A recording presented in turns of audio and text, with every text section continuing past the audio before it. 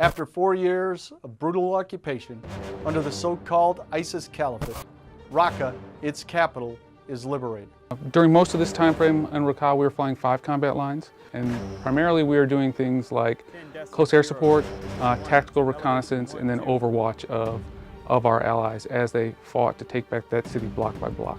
We started our first sorties over Raqqah proper at the end of May, beginning of June, and we just declared that it was clear middle of October. So that was a significant amount of time where at any given, any day you'd have 3 to 4 MQ-1s and a similar amount of MQ-9s over the city supporting it 24 hours a day.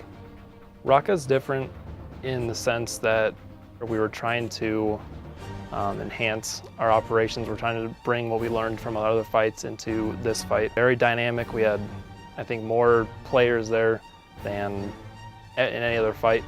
Previous to that was a lot of airspace coordination that was different.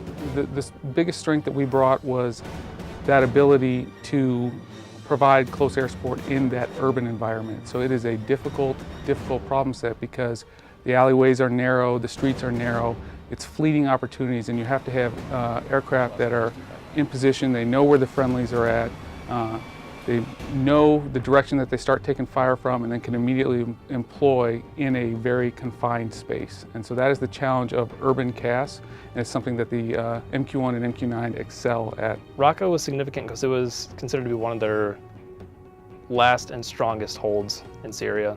So capturing that, 1 for the civilian population, 2 for the Syrian forces, it was a big thing for them.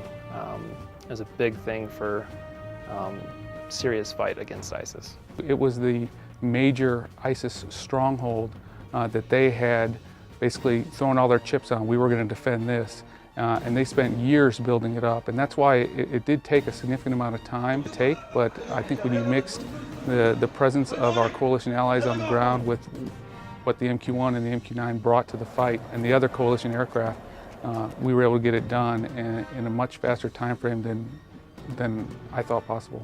Our 432nd Hunters have supported worldwide missions for the last 22 years. I couldn't be more proud of them. So last year we supported operations in Manbij as well as Sirte, Libya. This year we helped to liberate Mosul in Iraq as well as Raqqah in Syria. Right now your 432nd Hunters are flying combat missions across the world. We are ready, whether it's in Afghanistan, North Africa, or wherever the President may call us to fight next. The men and women of the 432nd, distributed across the United States and also deployed downrange, stand ready to fight on your behalf.